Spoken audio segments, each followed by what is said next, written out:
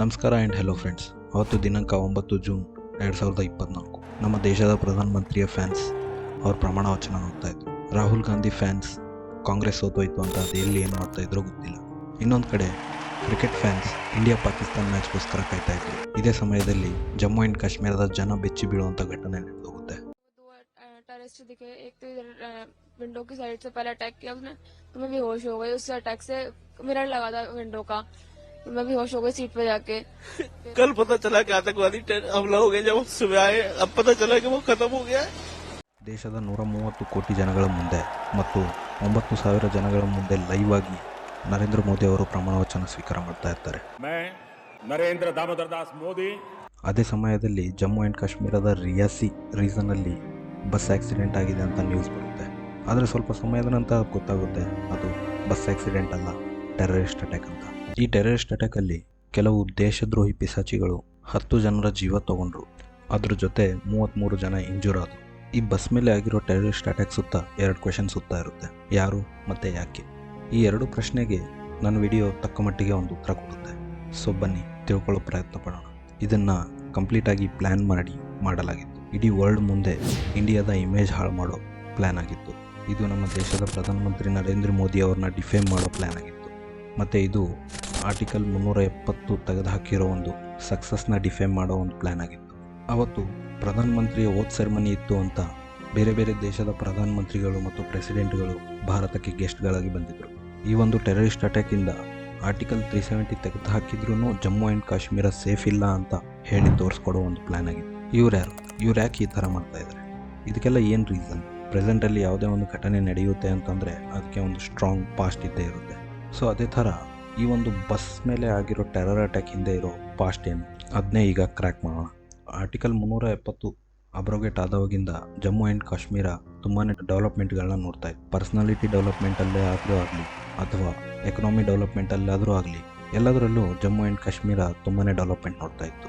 ಈ ಥರ ಡೆವಲಪ್ಮೆಂಟ್ ನೋಡ್ತಾ ಇರೋ ಅಲ್ಲೇ ಪಕ್ಕದ POK ಜನ ತುಂಬಾ ಗಲಾಟೆಗಳನ್ನ ಮಾಡಿದ್ರು. ಆಮೇಲೆ ಕೆಲವೊಂದು ಜನ ಸೋಷಿಯಲ್ ಮೀಡಿಯಾದಲ್ಲಿ ವಿಡಿಯೋ ಕೂಡ ಹಾಕಿದರು.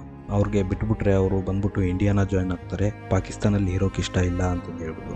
ಮತ್ತು ಲೋಕಲ್ ಟೆರರ್ ರಿಕ್ರೂಟ್ಮೆಂಟ್ ಕೂಡ 80% ಕಡಿಮೆ ಆಗಿತ್ತು. ಹೀಗಾಗಿ ಪಾಕಿಸ್ತಾನಲ್ಲಿರೋ ಟೆರರ್ ಏಜೆನ್ಸಿಗಳ ಬಿಸ್ನೆಸ್ ಕಂಪ್ಲೀಟಾಗಿ ಬಂದಾಗಿತ್ತು.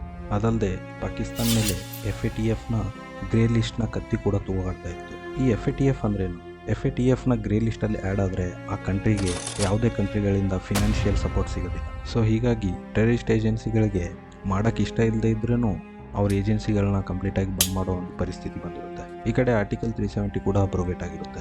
ಹಾಗಾಗಿ ಲಾಸಲ್ಲಿ ನಡೀತಾ ಇರೋ ಏಜೆನ್ಸಿಗಳು ಒಂದು ಏಜೆನ್ಸಿನ ಎಸ್ಟಾಬ್ಲಿಷ್ ಮಾಡೋ ಒಂದು ಯೋಚನೆಗೆ ಬರ್ತಾರೆ. ಆವಾಗಲೇ ಅವರು ಎಸ್ಟಾಬ್ಲಿಷ್ ಮಾಡೋ ಏಜೆನ್ಸಿ ದ ರೆಸಿಸ್ಟೆಂಟ್ ಫ್ರಂಟ್ ಅಂತ. So using this resistant front ಅನ್ನೋ ಒಂದು ಸೋಷಿಯಲ್ ಮೀಡಿಯಾ ಪ್ಲಾಟ್ಫಾರ್ಮ್ನ ಯೂಸ್ ಮಾಡಿಕೊಂಡು ಇವರು ಜಮ್ಮು ಆ್ಯಂಡ್ ಕಾಶ್ಮೀರಲ್ಲಿ ಮತ್ತೆ ಯೂತ್ಗಳನ್ನ ಅವ್ರ ಏಜೆನ್ಸಿಯಲ್ಲಿ ರಿಕ್ರೂಟ್ ಮಾಡೋ ಒಂದು ದೇಶದ್ರೋಹದ ಕೆಲಸನ ಸ್ಟಾರ್ಟ್ ಮಾಡಿರ್ತಾರೆ. ಸೊ ಇದಾದಮೇಲೆ 2019ರಲ್ಲೇ ಬಾರ್ಡರ್ ಕ್ರಾಸ್ ಮಾಡಬೇಕಾದ್ರೆ ಇಂಡಿಯನ್ ಆರ್ಮಿ ಕೈಯಲ್ಲಿ ಸಿಕ್ಕಾಕೊಂಡ ಟೆರರಿಸ್ಟ್ಗಳು 9ರಿಂದ 10 ಜನ ಸಾಯ್ತಾರೆ. ಈ ಕಡೆ ನಮ್ಮ ಇಂಡಿಯನ್ ಆರ್ಮಿಯಲ್ಲಿ ಕೂಡ 3-4 ಜನ ಸೈನಿಕರು ಬಲಿಯಾಗ್ತಾರೆ. ಸೊ ಇದಾದಮೇಲೆ ಮಿನಿಸ್ಟ್ರಿ ಆಫ್ ಹೋಮ್ ಅಫೇರ್ಸ್ ಒಂದು ನೋಟಿಫಿಕೇಶನ್ ಬಿಡುತ್ತೆ. ಆ ನೋಟಿಫಿಕೇಶನಲ್ಲಿ ಕ್ಲೀನಾಗಿ ಹೇಳುತ್ತೆ, ಈ TRF ಆನ್ಲೈನ್ ಮಾಧ್ಯಮದಿಂದ ಇಂಡಿಯನ್ ಗೌರ್ಮೆಂಟ್ ಬಗ್ಗೆ ಹೇಟರ್ಸ್ನ ಸ್ಪ್ರೆಡ್ ಮಾಡ್ತಾ ಇದೆ ಮತ್ತು ಅಲ್ಲಿನ ಯೂತ್ನ ಟೆರರಿಸ್ಟ್ ಏಜೆನ್ಸಿಗಳಿಗೆ ರಿಕ್ರೂಟ್ಮೆಂಟ್ ತಗೊಳ್ತಾ ಇದೆ ಅಂತ. ಆದರೆ ಇದನ್ನು ಡಿಫೈನ್ ಮಾಡೋ TRF ಏನಂತ ಹೇಳುತ್ತೆ ಅಂತಂದರೆ, ಆರ್ಟಿಕಲ್ 370ಇಂದ ಜಮ್ಮು ಆ್ಯಂಡ್ ಕಾಶ್ಮೀರಿಗೆ ತುಂಬ ಲಾಸ್ ಆಗಿದೆ. ಸೊ ಅದನ್ನು ನಾವು ಜನಗಳ ಮಿಡ್ಲ್ ತರೋದಕ್ಕೋಸ್ಕರ ನಾವು ಈ ಒಂದು ಆರ್ಗನೈಸೇಷನ್ನ ನಾವು ಸ್ಟಾರ್ಟ್ ಮಾಡಿದ್ದೀವಿ ಅಂತ ಸುಳ್ಳು ಹೇಳ್ತಾರೆ. ಆದರೆ ಈ ಸುಳ್ಳು ತುಂಬ ದಿನ ನಡೆಯೋದಿಲ್ಲ. 6 ಜನವರಿ 2023ಗೆ ಇಂಡಿಯನ್ ಗೌರ್ಮೆಂಟ್ ಈ TRF ಅನ್ನೋ ಒಂದು ಏಜೆನ್ಸಿನ ವಿತ್ ಎವಿಡೆನ್ಸ್ ಒಂದು ಟೆರರಿಸ್ಟ್ ಏಜೆನ್ಸಿ ಅಂತ ಡಿಕ್ಲೇರ್ ಮಾಡಿ ಬ್ಯಾನ್ ಮಾಡೋದು. ಸೊ ಹೀಗಾಗಿ ಇವ್ರ ಗ್ರೂಪ್ ಆ್ಯಂಟಿ ಇಂಡಿಯಾ ನರೇಟಿವ್ನ ಪಾಸ್ ಮಾಡೋದ್ರಲ್ಲಿ ಇವರೆಲ್ಲ ಫೇಲ್ ಆಗಿರ್ತಾರೆ. ಸೊ ಅದಕ್ಕೆ ಒಂದು ಒಳ್ಳೆ ದಿನದಗೋಸ್ಕರ ಬಚ್ಚಿಟ್ಕೊಂಡು ಕಾಯ್ತಾ ಇರೋ TRF 9 ಜೂನ್ 2024 ಈ ದಿನನ ಟಾರ್ಗೆಟ್ ಮಾಡುತ್ತೆ.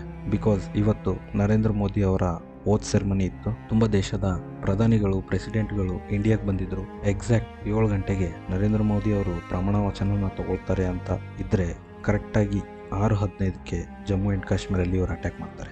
ರಿಯಾಸಿ ಜಿಲ್ಲೆಯ ತಿರಿಯತ್ ವಿಲೇಜ್ ಹತ್ರ 53 ಸೀಟರ್ ಇರೋ ಟೂರಿಸ್ಟರ್ ಬಸ್ ವೈಷ್ಣೋದೇವಿ ಯಾತ್ರಾ ಮುಗಿಸ್ಕೊಂಡು ಬರ್ತಾ ಇತ್ತು. ಅದರ ಮುಂದೆ ಸಡನ್ ಆಗಿ ಬಂದ 2 ಟೆರರಿಸ್ಟ್ಗಳು ಬಸ್ ಮೇಲೆ ಓಪನ್ ಫೈರಿಂಗ್ ಸ್ಟಾರ್ಟ್ ಮಾಡ್ತಾರೆ.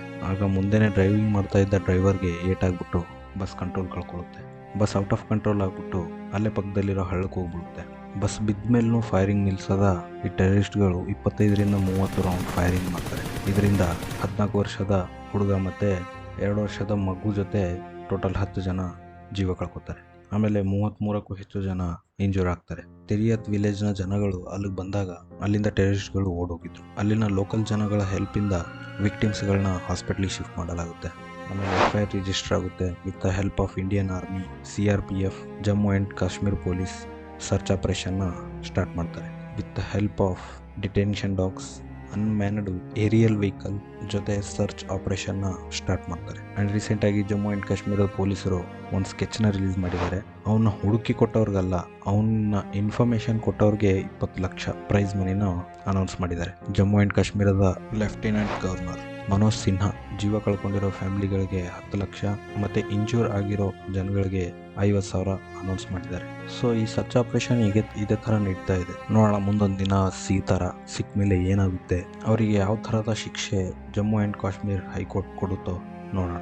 ಈ ವಿಡಿಯೋಯಿಂದ ನಿಮಗೆ ಗೊತ್ತಿಲ್ಲದೆ ಇರೋ ಇನ್ಫಾರ್ಮೇಷನ್ ಸಿಕ್ಕಿದರೆ ದಯವಿಟ್ಟು ಈ ವಿಡಿಯೋನ ಲೈಕ್ ಮಾಡಿ, ಚಾನಲ್ನ ಸಬ್ಸ್ಕ್ರೈಬ್ ಮಾಡಿ, ಈ ವಿಡಿಯೋ ಎಲ್ರಿಗೂ ಮುಟ್ಟೋ ಹಾಗೆ ಶೇರ್ ಮಾಡಿ. Thank you so much.